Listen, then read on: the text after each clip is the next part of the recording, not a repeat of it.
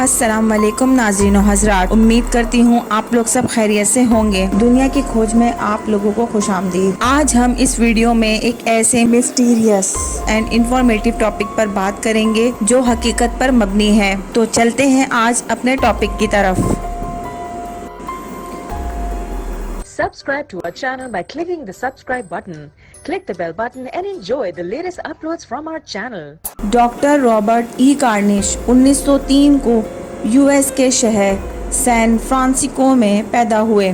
Doctor Robert E corniche California کے ایک physician, academic and medical researcher تھے جو اپنے ایکسپیریمنٹ کے ذریعے مردوں کو زندہ کرنے کی کوششوں کے لیے مشہور تھے۔ وہ اپنی اسکول لائف میں ڈاگی ہاسر کے نام سے جانے جاتے تھے۔ ڈاگی ہاسر کا مطلب ہے جن کا آئی کیو لیول بہت تیز ہو یا وہ اپنی اکیڈمک لائف میں بہت اچھے اسٹوڈنٹ رہ چکے ہوں۔ انہوں نے 15 سال کی عمر میں ہائی اسکول مکمل کیا، 3 سال بعد برکلے سے گریجویشن کیا اور انہیں 21ویں سال میں پریکٹس میڈیکل کا لائسنس ملا۔ 20 کی دہائی کے وسط میں کارنش ریسرچر کی حیثیت سے برکلے لوٹ آئے، جہاں انہوں نے بڑے منصوبوں پر کام کیا جس میں انہوں نے ایک خاص قسم کے لینس تیار کیے جو سمندر کی گہرائی میں پانی میں بالکل صاف دیکھا جا سکتا تھا۔ لیکن ڈاکٹر رابرٹ کا اصل انٹرسٹ کچھ اور ہی تھا۔ ڈاکٹر رابرٹ کا خیال تھا کہ وہ موت کے بعد مردہ انسان اور جانور کو واپس سے زندہ کرنے کو ممکن سمجھتے تھے۔ اس کے لیے ڈاکٹر رابرٹ 1933 میں اس ریسرچ پر کام کرنا شروع کر دیا اور وہ سمجھتے تھے وہ اس قسم کو سر انجام دے سکتے ہیں۔ ڈاکٹر رابرٹ کا خیال تھا کہ ہر وہ انسان جو مر جاتا ہے اس کے ایک ہی بنیادی وجہ ہے اور وہ وجہ ہے شریانوں میں بلڈ سرکولیشن کا رک جانا۔ اس لیے ڈاکٹر رابرٹ کا ماننا تھا کہ اگر مرے ہوئے انسانوں میں پھر سے خون کی سرکولیشن کو بحال کر دیا جائے تو وہ دوبارہ پھر سے زندہ ہو سکتا ہے۔ اپنی اس تھیوری کو سچ ثابت کرنے کے لیے انہوں نے بہت ڈفرینٹ ایکسپیریمنٹ شروع کر دیے تھے۔ ڈاکٹر رابرٹ نے اپنے فرسٹ ایکسپیریمنٹ میں ٹیتھر بورڈ پر مرے ہوئے شخص کو لٹایا اور اسے بیلٹ سے باندھ دیا اور اس ٹیتھر بورڈ کو تیزی سے اوپر نیچے ہلانا شروع کر دیا۔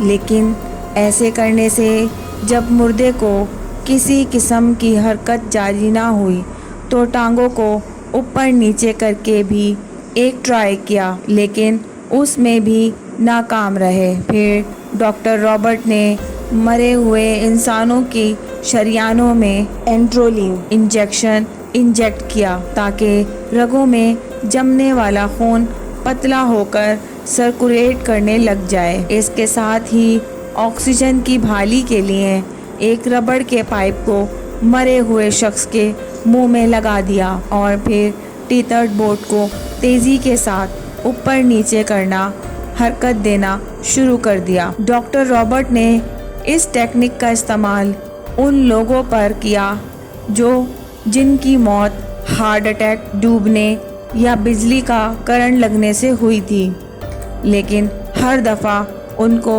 اس ایکسپیریمنٹ سے ناکامی دیکھنے کو ملی۔ ڈاکٹر رابرٹ کو اپنے ایکسپیریمنٹ کے لیے جتنے بھی مردے شخص ملے تھے ان سب کو مرے ہوئے کافی عرصہ ہو چکا تھا۔ اپنی بار بار کی ناکامیوں کے بعد ڈاکٹر رابرٹ اس نتیجے پر پہنچے کہ اگر یہ ایکسپیریمنٹ کسی انسان کے مرنے کے فوراً بعد کیا جائے تو یہ عین ممکن کامیابی ہو سکتی ہے، لیکن اس دور میں ایسے انسان ملنا بہت مشکل تھے۔ لیکن ڈاکٹر رابرٹ نے فیصلہ کیا کہ یہ ایکسپیریمنٹ پہلے انسانوں کے بجائے جانوروں پر کیے جائیں تاکہ کسی صحیح نتیجے پر پہنچا جائے۔ اس کے بعد مئی 1934 میں ڈاکٹر رابرٹ نے اپنے ایکسپیریمنٹ میں 5 ڈاگس کو شامل کیا اور اس کے لیے 5 فاکس ٹیررز حاصل کیے اور ان سب پر الگ الگ ٹیگز لگائے، اور اپنے ایکسپیریمنٹ کو عملی جامہ پہنانے کے لیے ڈاگس کو نائٹروجن گیس کے ذریعے پہلے ہلاک کرتے، جب ڈاگز کا دم نکل جاتا یا دل کی دھڑکن مکمل بند ہو جاتی اس کے 5 منٹ بعد اپنے ایکسپیریمنٹ شروع کرتے یا اپنے مختلف عمل دہراتے۔ اس ایکسپیریمنٹ کے رزلٹ میں 5 میں سے 2 ڈاگ تو واپس اپنی زندگی کی طرف لوٹ آئے، مگر 3 ڈاگز بدقسمتی سے نہ زندہ ہو سکے۔ ان ڈاگز میں سے ایک تو بالکل نارمل ہو گیا تھا، جبکہ دوسرے کی نظر ختم ہو چکی تھی اور دماغ بھی بالکل مفلوج ہو چکا تھا۔ اس بات کا پروف ان دنوں کی نیوز پیپر پر چھپی یہ خبر ہے کہ اس کے علاوہ ڈاکٹر رابرٹ کی ڈاگز ایکسپیریمنٹ پر ویڈیو بھی ریکارڈ کی گئی تھی۔ اس ویڈیو کو دیکھتے ہوئے 1935 میں ریلیز ہونے والی فلم لائف ریٹرن میں بھی شامل کیا گیا تھا، جس میں ڈاکٹر رابرٹ کو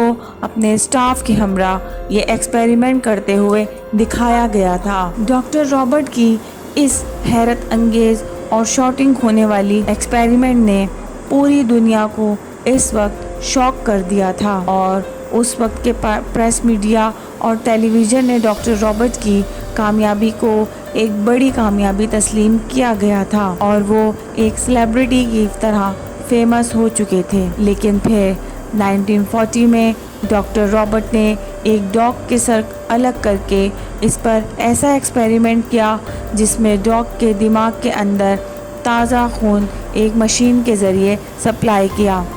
اس مشین کا نیم آٹو انجیکٹر تھا۔ اس کی مدد سے دماغ کے اندر خون کو سپلائی کیا گیا، جس سے ڈاگ کے سر کے اندر معمولی ہلچل دکھائی گئی، جیسے سائنس کی زبان میں رسپانس ٹو سیمولیشن کہتے ہیں۔ اس ایکسپیریمنٹ کی ویڈیو آپ کو یوٹیوب پر بھی مل جائے گی، لہٰذا آپ سرچ کر کے دیکھ سکتے ہیں، لیکن یہ بہت ہی خطرناک اور دل کو دہلا دینے والی ویڈیو ہے، لہٰذا کمزور دل افراد یہ ویڈیو نہ دیکھیں۔ ناظرین و حضرات، اس کے بعد USA گورنمنٹ کی طرف سے ایکسپیریمنٹ پر پابندی لگا دی گئی، کیونکہ یہ سب کچھ اینیمل ایبیوز میں آ جاتا ہے، جو کہ مکمل طور پر اللیگل اور جرم ہے۔ لیکن ڈاکٹر رابرٹ کو اس کامیابی کو مزید آگے لے کر چلنے کا جنون سوار تھا، اور وہ اپنی کامیابی کو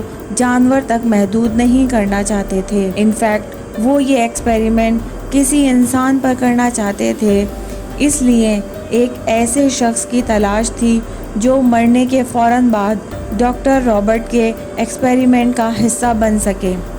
لیکن ان دنوں یہ سب بہت مشکل تھا۔ انہی دنوں 1945 ڈاکٹر رابرٹ نے اپنے ایکسپیریمنٹ میں کچھ نیو میتھڈ بھی شامل کیے۔ مصنوعی دل اور کڈنی جو کہ ریڈیٹر اور ویکیوم کلینر کے حساب سے بنائی گئی تھے۔ کچھ ماہ بعد ڈاکٹر رابرٹ کی یہ نیوز جیل میں قیدی ایک 35 سالہ شخص خطرناک مجرم تھامس تک پہنچ گئی، جسے کورٹ کی طرف سے موت کی سزا سنائی گئی تھی۔ آ چائلڈ کلر نیمڈ تھامس کے نام سے جانا جاتا تھا۔ تھامس نے اس چانس کو غنیمت جانتے ہوئے خود کو ڈاکٹر رابرٹ کے اس ایکسپیریمنٹ کا حصہ بننے کے لیے کورٹ میں اپلیکیشن پیش کر دی اور اجازت مانگنی چاہی، لیکن یہاں قدرت آڑے ہاتھوں آ گئی۔ کورٹ نے تھامس رابرٹ کو یہ اپلیکیشن ریجیکٹ کر دی۔ اس کی وجہ یہ بتائی گئی تھی کہ اگر تھامس کورٹ کی طرف سے پھانسی کے بعد دوبارہ زندہ کر دیا گیا تو لاء کی طرف سے سزا معطل ہو جائے گی اور ایک خطرناک چائلڈ کلر دوبارہ پھر سے سوسائٹی کے لیے ایک بڑا خطرہ بن سکتا ہے۔ کورٹ اس فیصلے کے بعد ڈاکٹر رابرٹ شدید دل برداشتہ ہو گئے اور اپنے ایکسپیریمنٹ بند کر دیے، اور اس کے کچھ عرصے بعد ڈاکٹر رابرٹ 1948 کو مسٹیریس طریقے سے منظر عام سے غائب ہو گئے اور پھر دوبارہ کبھی کسی کو نظر نہیں آئے۔ ڈاکٹر رابرٹ کہاں گئے، انہیں زمین کھا گئی یا آسمان میں سما گئے؟ ان کے ساتھ کیا ہوا، کسی کو کوئی خبر نہیں ملی۔ یہ سوال آج تک एक अनसॉल्व मिस्ट्री बनी हुई है। रिसर्च से हमें ये भी पता चला डॉक्टर रॉबर्ट की मौत 1963 में हुई थी, लेकिन ये कुछ वेबसाइट्स पर मेंशन है, लेकिन इस पर कोई कंफर्मेशन नहीं है। इस सारे वाक़ये से हमारी जो बात समझ आई वो ये कि ज़िंदगी और मौत सिर्फ अल्लाह के हाथ में है। वो जब चाहे ज़िंदा करता है और जब चाहे इंसान को इसकी हस्ती से मिटा देता है, और कोई इस कुदरत के काम में दखल अंदाजी करे किसी की इतनी ताकत नहीं। डॉक्टर रॉबर्ट के साथ भी यही हुआ, क्योंकि कुदरत किसी को अपने आड़े आगे नहीं आने देती। आप सबके इस बारे में क्या राय है, नीचे कमेंट्स बॉक्स पर ज़रूर बताइएगा। अगर आपको आज की वीडियो पसंद आई है तो लाइक करें और अपने दोस्तों में ज़रूर शेयर करें। शुक्रिया।